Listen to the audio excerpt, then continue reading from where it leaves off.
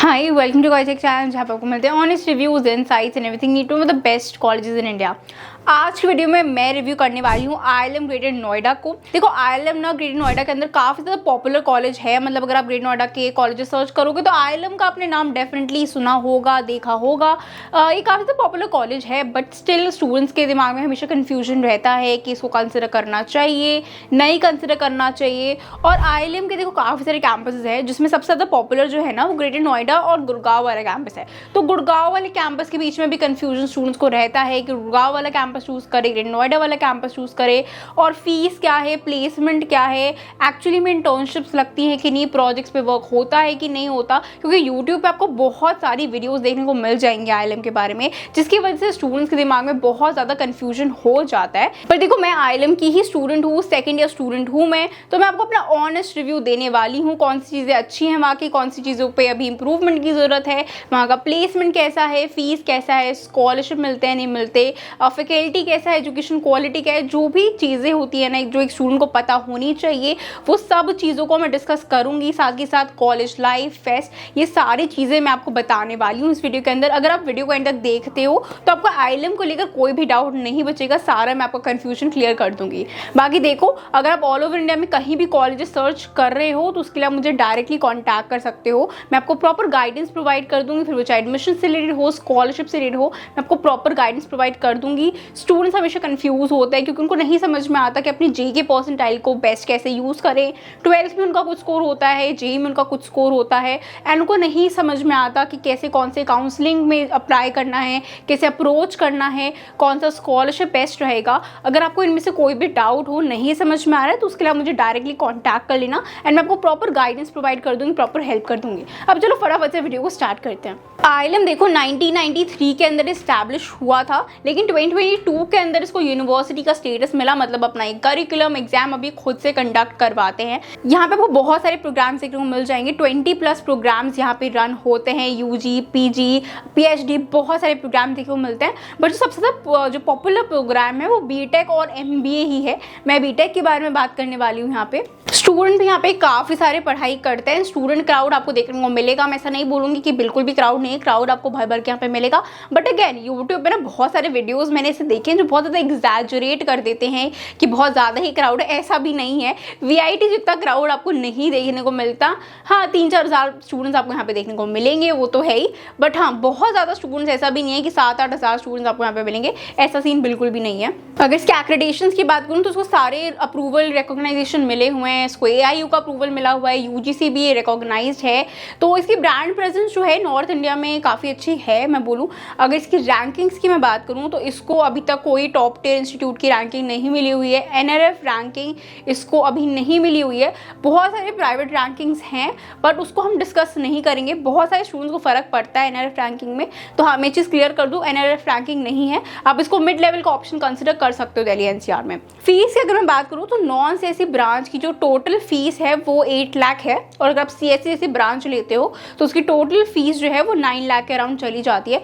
Hostel की भी मैं अगर बात करूँ तो हॉस्टल जो है 1.7 to 2.3 लाख तक चला जाता है, डिपेंडिंग ऑन कि आप किस टाइप का रूम ले रहे हो, double sharing, triple sharing, AC, non AC, ऐसे बहुत सारे आपको हॉस्टल ऑप्शंस देखने को मिल जाते हैं। हॉस्टल जो है कॉलेज के अंदर ही है तो उसकी भी कोई दिक्कत नहीं है। मैं डे स्कॉलर हूँ, हॉस्टल के अंदर में नहीं रहती हूँ, बट मैंने अपने फ्रेंड से बात की जो कॉलेज के अंदर रहते हैं, हॉस्टल के अंदर रहते हैं, तो उनके अकॉर्डिंग बेसिक फैसिलिटीज़ जो भी होती है काफ़ी सही हॉस्टल है। सुंदर सा हॉस्टल आपको देखने को मिल जाता है, रूम सुंदर सा आपको मिल जाएगा।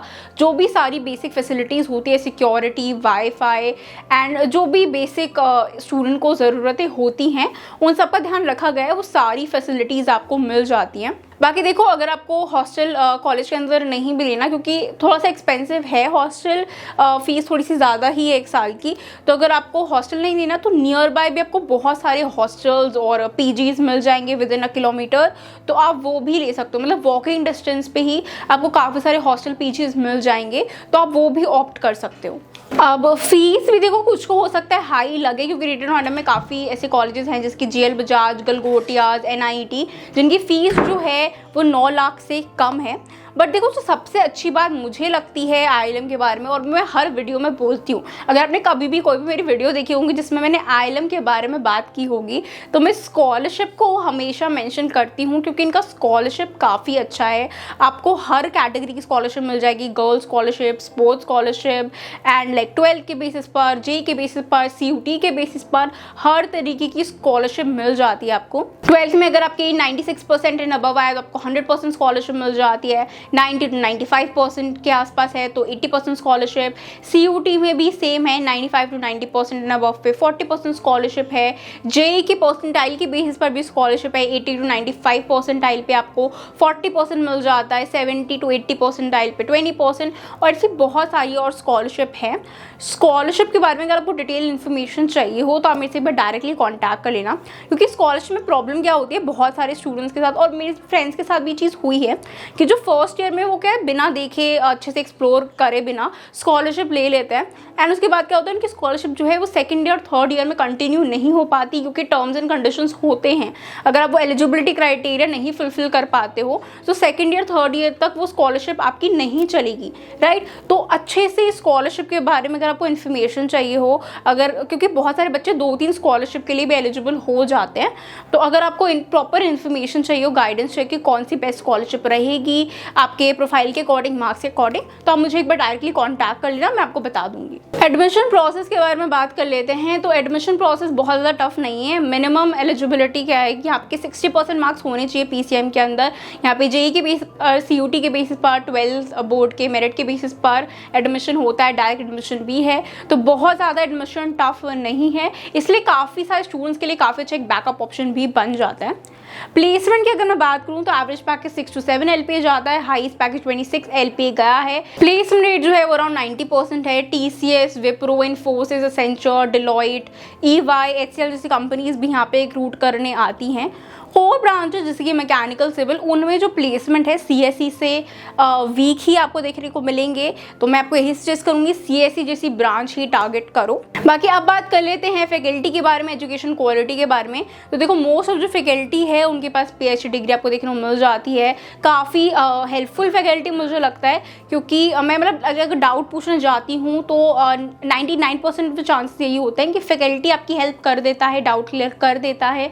1-2 खड़ूस फैकल्टी आपको मिलेंगे जो कि हर कॉलेज में होता ही है, but most of the faculty है काफ़ी हेल्पफुल है, काफ़ी उनके पास नॉलेज है, एकेडमिक से रिलेटेड भी नॉलेज है उनके पास, एंड मार्केट की भी काफ़ी नॉलेज है कि आजकल क्या ट्रेंडिंग चल रहा है, तो हेल्प कर देता है फैकल्टी, ऐसी कोई बात नहीं है। बाकी करिकुलम भी जो है वो भी मॉडरेटली अपडेटेड ही है। एग्जाम्स की भी मैं बात करूँ तो एग्जाम्स बहुत ज़्यादा टफ नहीं होते। हो सकता है फर्स्ट ईयर में आपको थोड़ा सा लगे, क्योंकि तब आप समझ रहे हो तो चीज़ें, बट सेकेंड सेमेस्टर से, थर्ड सेमेस्टर से एग्जाम्स आपको बहुत ज़्यादा टफ नहीं लगेंगे, मॉडरेटली टफ हैं। अगर आप अच्छे से पढ़ रहे हो तो अच्छा खासा स्कोर कर सकते हो, CGPA का अच्छा खासा मेंटेन कर सकते हो। प्रैक्टिकल पर्सपेक्टिव से भी मैं बात करना चाहूँगी, क्योंकि ये पॉइंट जो है वीडियोस में आजकल क्या होता है स्किप हो जाता है, बट मैं अगर बात करूँ प्रैक्टिकल पर्सपेक्टिव से, जैसे कि DSA हो गया, DBMS हो गया, ये काफ़ी इंपॉर्टेंट सब्जेक्ट्स होते हैं, तो इनके लैब्स वगैरह भी IIM करवाता है। ऐसी बात नहीं है कि लैब्स वगैरह नहीं होते हैं, लैब्स होते हैं। हर जो भी प्रैक्टिकल सब्जेक्ट है वीक में 2 बार या 1 बार उसकी लैब ज़रूर होती है। क्लास में आप थ्योरी पढ़ते हो और लैब में जाके आप उसको परफॉर्म करते हो। बाकी प्रोजेक्ट्स भी होते हैं। सेकंड ईयर में जिसकी मैं हूँ तो मेरे को माइनर प्रोजेक्ट मिला है, और थर्ड ईयर में आप जाओगे तो थर्ड ईयर में आपको मेजर प्रोजेक्ट मिलता है। अब प्रोजेक्ट का ऐसा बिल्कुल भी नहीं होता कि आपको एक टॉपिक दे दिया और आपको उसी पे परफॉर्म करना है। अगर आपका खुद का भी आप किसी चीज़ पे काम कर रहे हो, खुद का कोई प्रोजेक्ट है, तो उस पर भी आप काम कर सकते हो, उसको भी आप अपने फैकल्टी के सामने प्रेजेंट कर सकते हो, उनसे हेल्प ले सकते हो। प्रॉपर वो आपको मेंटोरशिप प्रोवाइड कर देंगे, और ये चीज़ मुझे काफ़ी अच्छी लगती है, क्योंकि इससे आपकी प्रैक्टिकल नॉलेज बिल्ड होती है, आपको समझ में आता है कि आप क्लास में जो पढ़ रहे हो उसको कहाँ पे अप्लाई करना है। बाकी इनके काफ़ी सारे कोलैबोरेशन भी हैं, AWS academy, iOS, IBM, Oracle, NESCOM, ऐसे बहुत सारे कोलैबोरेशंस भी हैं। सर्टिफिकेशन कोर्सेज भी करवाते रहते हैं, बहुत सारे सर्टिफिकेट्स आपको मिल जाएंगे, तो ये भी एक अच्छी चीज़ है। बाकी अगर मैं फेस्ट की बात करूँ तो फेस्ट देखो ज़्यादातर यहाँ पे जो है वो टेक फेस्ट होते हैं। कल्चरल फेस्ट जो हैं, कल्चरल इवेंट्स बहुत ज़्यादा नहीं होते हैं। एक जो मेजर कल्चरल फेस्ट होता है मोज़ैक, वो यहाँ पे होता है अच्छे लेवल पे, बहुत ज़्यादा ग्रैंड लेवल पे भी नहीं, डिसेंट लेवल पे करवाया जाता है।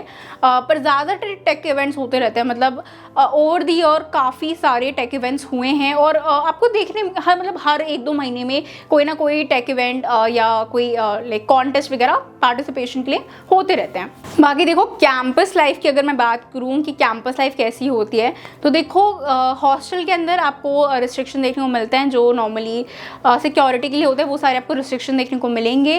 फेस्ट का मैंने आपको बता दिया, बहुत ज़्यादा ऐसे फेस्ट नहीं होते हैं। क्लब्स बहुत सारे हैं, कल्चरल क्लब, टेक क्लब, बहुत सारे क्लब्स आपको मिल जाएंगे। क्लब्स ज्वाइन कर लेते हो तो थोड़ा सा फन आपकी कॉलेज लाइफ हो जाती है।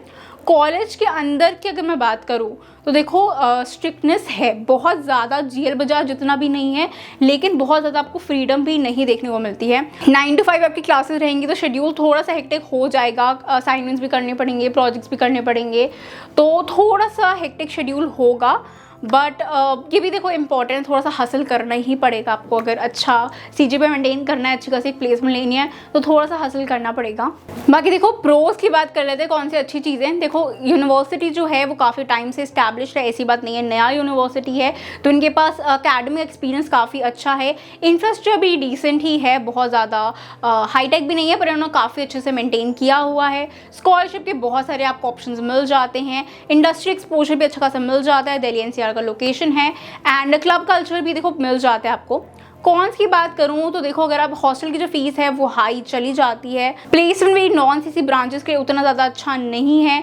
आपका जो शेड्यूल है वो बहुत ज़्यादा हेक्टिक होने वाला है, आपको बहुत ज़्यादा टाइम नहीं मिलेगा, तो टाइम आपको निकालना पड़ेगा, खुद से आपको टाइम नहीं मिलेगा।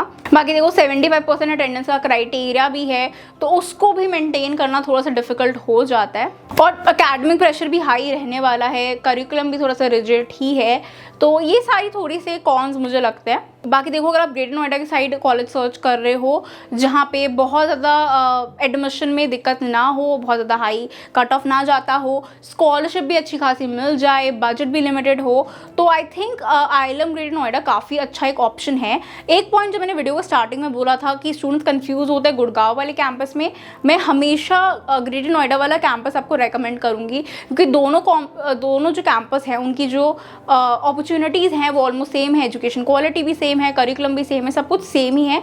बस फीस जो है गुड़गांव वाले कैंपस की हाई इसलिए होती है क्योंकि लोकेशन अच्छा है। हाँ, अगर अफोर्ड कर सकते हो, गुड़गांव जैसी लोकेशन चाहिए तो डेफिनेटली आपको उसको टारगेट करना चाहिए। बाकी देखो कोई भी अगर डाउट आ रहा है IIM को लेकर तो आप मुझसे डायरेक्टली कॉन्टैक्ट कर सकते हो, मैं वहाँ पे पढ़ रही हूँ तो आपको बेस्ट गाइडेंस मैं प्रोवाइड कर दूंगी। डिस्क्रिप्शन बॉक्स में एक इंक्वायरी फॉर्म है, उसको जाके भी फिल कर देना, एंड उसके बेसिस पर मैं बेस्ट कॉलेजेस आपको सजेस्ट कर दूंगी। वीडियो पसंद आया तो वीडियो को लाइक करना, चैनल को सब्सक्राइब करना। मिलते हैं नेक्स्ट वीडियो में, and then all the best for your career.